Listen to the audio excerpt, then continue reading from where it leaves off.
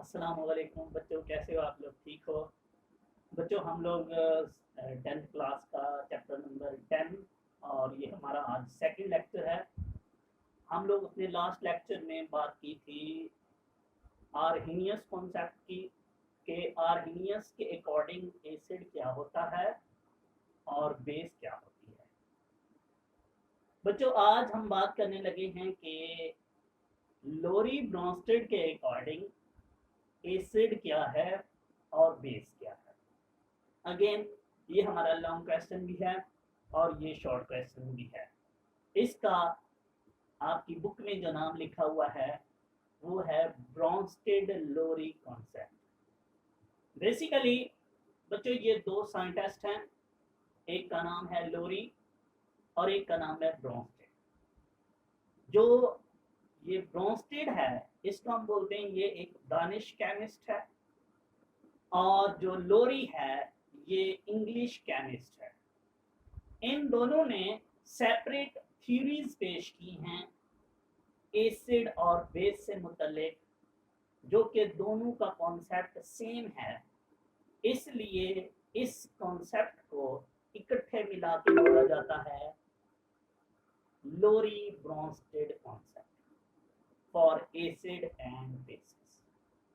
तो बच्चों बेसिकली हम इस टॉपिक में आज बात करेंगे कि इन दोनों के अकॉर्डिंग एसिड क्या होता है और बेस क्या है।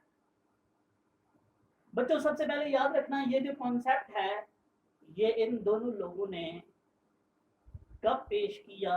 1923 में। तो हम पहला पॉइंट ये लिख लेते हैं, इन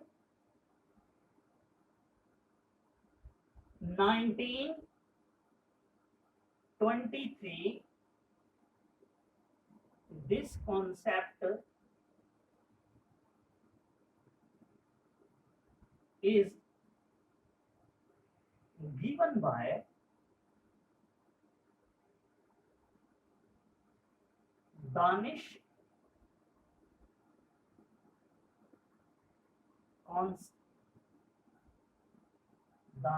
chemist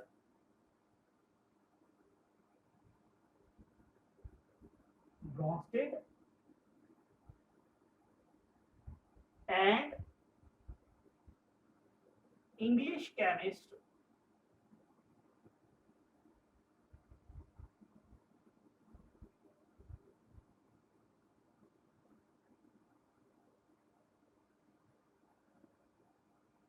Lowry for acid and bases। चलें जी, क्या बोलते हैं ये एसिड के बारे में? क्या कहते हैं? कहते हैं कोई भी सब्सटेंस जिसके पास एबिलिटी होगी प्रोटॉन को डोनेट करने की, प्रोटॉन बोलते हैं H पॉजिटिव। किसी भी सब्सटेंस किसी भी मॉलिक्यूल के पास एबिलिटी बच्चों के वो प्रोटॉन को क्या कर सके, डोनेट कर सके, उसकी इस एबिलिटी को हम क्या बोलते हैं? Acid. Means according to Bronsted Lowry concept acid is a substance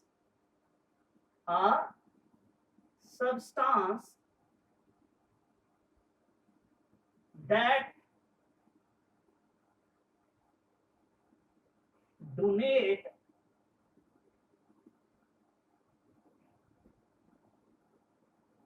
the proton। बच्चे प्रोटॉन हम H पॉजिटिव को बोलते हैं। ये क्यों बोलते हैं ये भी मैं आपको बता दूं बच्चों। ये जो हाइड्रोजन एटम होता है इसके पास एक इलेक्ट्रॉन होता है, एक प्रोटॉन होता है। इसके ऊपर पॉजिटिव का मतलब यह है कि इसके अंदर जो एक इलेक्ट्रॉन था वो हमने निकाल लिया। अगर हमने इसमें से एक इलेक्ट्रॉन निकाल लिया तो बाकी इसके पास क्या बच गया? सिर्फ एक प्रोटॉन। इसलिए इस H पॉजिटिव को हम क्या बोलते हैं? Proton. A substance that donate the proton to the other is called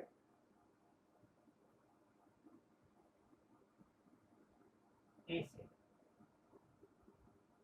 बच्चों कोई भी सब्सटेंस जो किसी और की तरफ प्रोटॉन डोनेट करेगा, उस सब्सटेंस का, उस मॉलिक्यूल का हम नाम क्या रखेंगे? एसिड। ये इन्होंने बोला। मैं एग्जांपल बाद में दूंगा, पहले मैं बेस को भी साथ डिफाइन करना चाहता हूं। इन दोनों के मुताबिक बेस क्या होगी?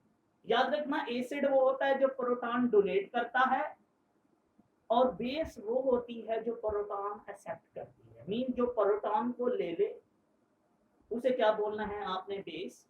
और जो प्रोटॉन दे दे उसे क्या बोल देना है? एसिड। इतनी सी स्टोरी है बस।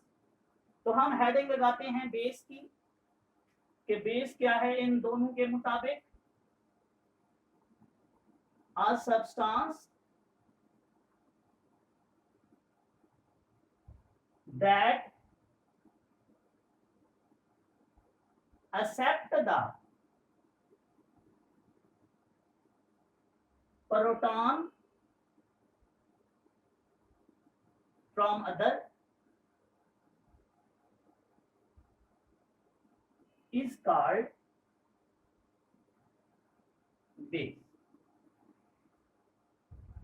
बच्चों मैं आपके साथ एग्जांपल शेयर करूंगा, आपको मेरी बातें और अच्छी लगेगी कि अच्छा सर ये कह रहे कि एसिड हम इसको बोलते हैं, बेस इसको बोलते हैं। सिंपल अगर एक लफ्ज में बोला जाए तो वो सब्सटेंस जो प्रोटॉन दे रहा हो वो एसिड है, और जो ले रहा हो वो बेस है। इसी को हम बोलते हैं लोरी ब्रोंस्टेड कॉन्सेप्ट। तो चलें बच्चों हम एग्जांपल लिखते हैं। फॉर एग्जांपल ये देखिए मेरे पास है एक सब्सटेंस HCl प्लस है जी H2O। मैंने आपकी बुक से ना एग्जांपल ली।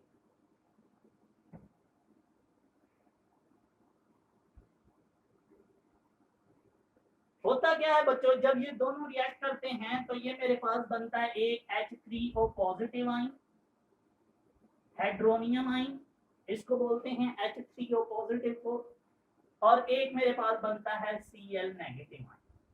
मैं इसकी आपकी जरा इसकी स्टोरी अंदर की भी आपको बता दूं।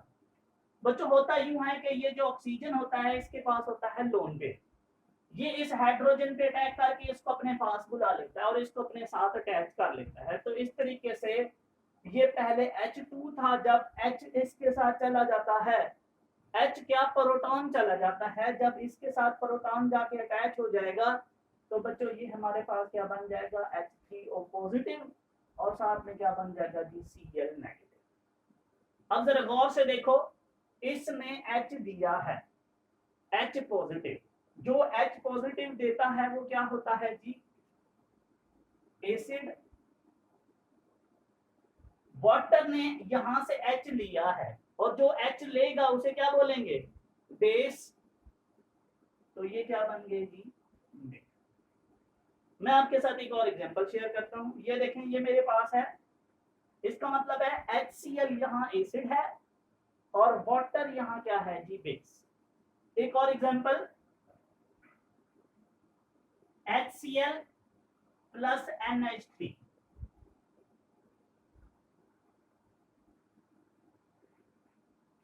बच्चों गौर से देखो, अगेन नाइट्रोजन के पास एक लोन पेयर होता है, वो इस हाइड्रोजन के ऊपर अटैक करके इसको अपने पास बुला लेता है। जब H पॉजिटिव यहां उसके पास चले जाता है, पहले वो NH3 था, अब क्या हो जाएगा? NH4। अब देखो नाइट्रोजन ने इसको अपने इलेक्ट्रॉन दिए हैं, लिहाजा नाइट्रोजन के ऊपर क्या चार्ज आएगा? पॉजिटिव। जो इलेक्ट्रॉन देता है उस पर क्या आता है? Charge positive. ये अमोनियम आयन बन गया है, और प्लस साथ में क्या बन जाएगा? Cl negative. देखो इसने H दिया, लिहाजा बच्चों ये क्या कहलाएगा? एसिड। और इसने H लिया है तो ये क्या कहलाएगी? बेस। एक लास्ट एग्जांपल आपके साथ शेयर करने लगा हूं। ये है जी मेरे पास, फिर मैंने आपको एक और बड़ी अहम चीज समझानी।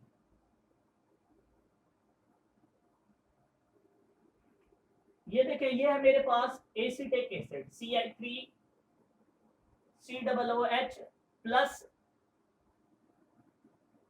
बच्चों ये है मेरे पास H2O। गौर से देखो, ये H क्या करता है, अगेन सेम, ये देखो जो पहले मैंने ये स्टोरी यहां बताई है, ये इसके ऊपर अटैक करते इस H को अपने पास बुला लेता है और क्या बन जाता है, H2O पहले था, अब क्या हो जाता है, H3O पॉजिटिव हाइड्रोनियम आइन, प्लस अगर यहां से H चला जाए तो बच्चों ये क्या बन जाता है हमारे पास, एसीटेट आइन, CH3COO नेगेटिव। तो इस तरीके से इसका मतलब है इसने H दिया है, इसको जो H देता है उसे क्या बोलते हैं, एसिड, और जो H लेता है उसे क्या बोलते हैं, बेस। चलिए हमें ये तो पता चल गया कि लोरी ब्रॉन्स्टेड के अकॉर्डिंग एसिड क्या है जो H पॉजिटिव देगा और बेस क्या है जो H पॉजिटिव लेगा। मैंने यहाँ आपके साथ 3 एग्जांपल शेयर कर दी हैं जिनको हमें पता चल रहा है कि ये एसिड है और ये बेस है। अच्छा बच्चों, एक होता है एसिड बेस और एक होता है कॉन्जुगेट एसिड और कॉन्जुगेट बेस। मोस्टली ना आप लोगों को इस बात की कभी भी समझ नहीं आती। मैं देखता हूँ मोस्टली स्टूडेंट्स को मैं पढ़ाता हूँ तो मैं उनसे जब पूछता हूँ कॉन्जुगेट एसिड क्या है और कॉन्जुगेट बेस क्या है, इवन के हम लोग ये फर्स्ट ईयर में भी पढ़ते हैं चैप्टर नंबर 8 में, तो फर्स्ट ईयर के बच्चों को भी नहीं पता चल रहा होता कि कॉन्जुगेट एसिड क्या है, कॉन्जुगेट बेस क्या है। हालांकि बहुत ही आसान सा काम है। बच्चों कैसे पता चलेगा कॉन्जुगेट एसिड और कॉन्जुगेट बेस का, गौर से देखना। याद रख, डिफाइन मैं इनको बाद में करूंगा, पहले मैं जरा आपको बताना चाहता हूँ कि कॉन्जुगेट एसिड का कैसे पता चलेगा और बेस का। बच्चों ये होती है रिएक्टेंट साइड, ये होती है प्रोडक्ट साइड। याद रखना रिएक्टेंट साइड पे जो बेस होती है वो उधर एसिड बन जाती है, और लेकिन एसिड कौन सा होती है, कॉन्जुगेट एसिड। लाइक यहां मैं आपसे पूछूं कि ये तो हमें पता चल गया कि ये एसिड है ये बेस है, बताओ इन दोनों में कॉन्जुगेट एसिड कौन है और कॉन्जुगेट बेस कौन है, आपको कैसे पता चलेगा। याद रखना, मेरी बात दोबारा गौर से सुनो, जो इस साइड पे बेस है वो उस साइड पे क्या होगी, एसिड, लेकिन कौन सा, कॉन्जुगेट एसिड। तो देखो ये जरा वाटर, यहाँ क्या है, बेस, जहां ये जो H3O पॉजिटिव है इसका नाम क्या हो जाएगा, कॉन्जुगेट एसिड। तो हम लिख देते हैं जी ये क्या है, कॉन्जुगेट एसिड। और सेम बच्चों याद रखना, जो इस साइड पे क्या होता है एसिड, उस साइड पे वो क्या हो जाता है बेस, लेकिन कौन सी बेस, कॉन्जुगेट बेस। ये देखो HCl, Cl यहाँ किसमें था, एसिड में, उधर किसमें चला गया है, इसे बोलेंगे कॉन्जुगेट बेस। या इससे भी आसान याद रखना, जिसके ऊपर इस साइड पे पॉजिटिव चार्ज हो वो कॉन्जुगेट एसिड होगा, जिसके ऊपर नेगेटिव चार्ज हो उसे क्या बोलेंगे, कॉन्जुगेट बेस। तो ये जरा गौर से देखो, इसको देखो, HCl यहाँ क्या है एसिड, उधर Cl क्या बन जाएगा, कॉन्जुगेट बेस। ये क्या है, कॉन्जुगेट एसिड, क्योंकि ये इधर क्या थी बेस, उधर क्या हो जाएगा, कॉन्जुगेट एसिड। इसमें देखते हैं, ये देखो अगेन ये क्या थी बेस, तो ये क्या बन जाएगा, कॉन्जुगेट एसिड। ये क्या था एसिड, इधर क्या बन जाएगा, कॉन्जुगेट बेस। इसको मैं डिफाइन करता हूं कि कॉन्जुगेट एसिड क्या होता है। हेडिंग लगाओ, कॉन्जुगेट एसिड। बच्चों इसकी ना 2-3 तरीके हैं डेफिनेशन के, जैसे आपका दिल करे आप लिख सकते हो। सबसे आसान देखो, कॉन्जुगेट एसिड कब बना, जब इस बेस ने प्रोटॉन एक्सेप्ट किया एसिड से, तो वो क्या बन गया, कॉन्जुगेट एसिड। मींस आप ऐसे कह सकते हो कि सर जब कोई बेस प्रोटॉन एक्सेप्ट करती है तो वो क्या बन जाती है, कॉन्जुगेट एसिड। जब कोई बेस प्रोटॉन एक्सेप्ट करती है तो वो क्या बन जाती है, कॉन्जुगेट एसिड। देखो मैं इसको डिफाइन करता हूं, when a base accept the proton it form conjugate acid. Okay, next example के लिए आप इनमें से कोई एग्जांपल तीनों में से दे सकते हो कि सर ये कॉन्जुगेट एसिड है। इसके बाद है कॉन्जुगेट एसिड। कॉन्जुगेट एसिड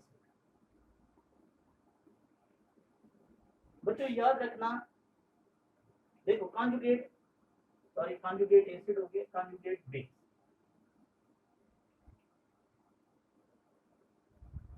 देखो कॉन्जुगेट बेस कैसे बनी है, जब एसिड ने अपना प्रोटॉन दिया है, जब कोई एसिड प्रोटॉन दे देता है तो वो क्या बन जाता है, कॉन्जुगेट बेस। तो आप लिखोगे when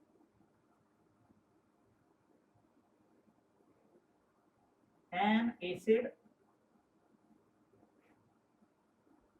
donate proton, it form conjugate base। तो बच्चों ये था हमारा कॉन्जुगेट एसिड और कॉन्जुगेट बेस का कॉन्सेप्ट। अब हम दो पॉइंट्स और हमारे रह गए हैं लास्ट, एक एम्फोटेरिक सब्सटेंस क्या होते हैं और दूसरा इस कॉन्सेप्ट की लिमिटेशंस क्या है। तो आप हेडिंग लगाओ एम्फोटेरिक सब्सटेंस।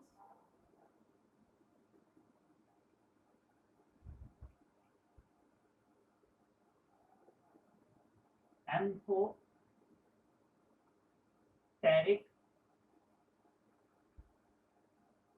सब्सटेंस। बच्चों याद रखना, हर वो सब्सटेंस जो एसिड के तौर पे भी बिहेव करे, बेस के तौर पे भी बिहेव करे, बच्चों से हम क्या बोलते हैं, amphoteric substance. A substance that behave as a acid and base is called amphoteric substance. A substance that behave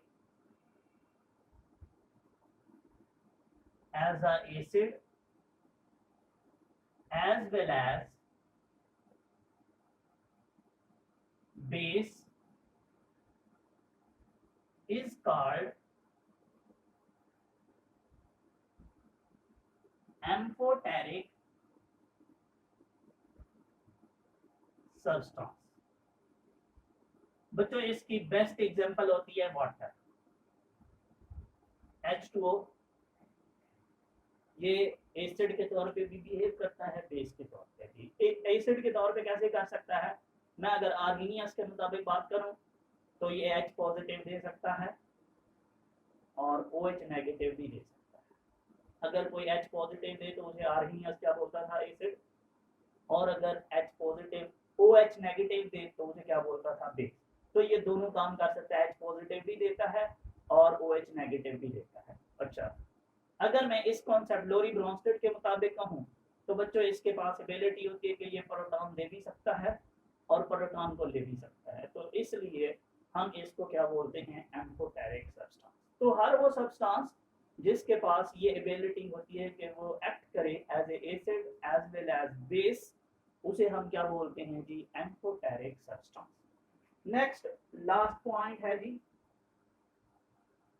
heading लगाओ limitations of Lorry-Bronsted concept।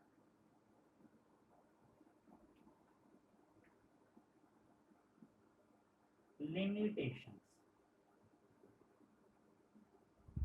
बच्चों एक कॉमन सी लिमिटेशन है,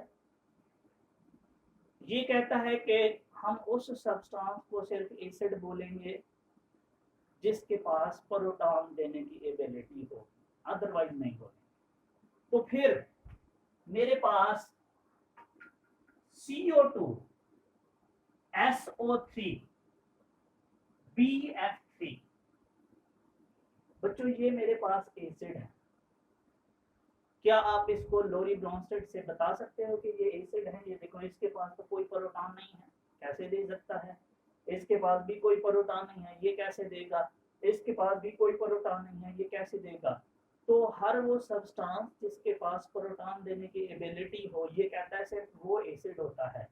तो ऐसे सब्सटेंस जिनके पास प्रोटॉन नहीं है लेकिन वो हैं क्या, एसिड, उनकी एसिडिक नेचर को ये एक्सप्लेन नहीं कर सकता। तो आप कहोगे sir it can not explain the many substance which do not have ability to donate the proton such as CO2, SO3, BF3।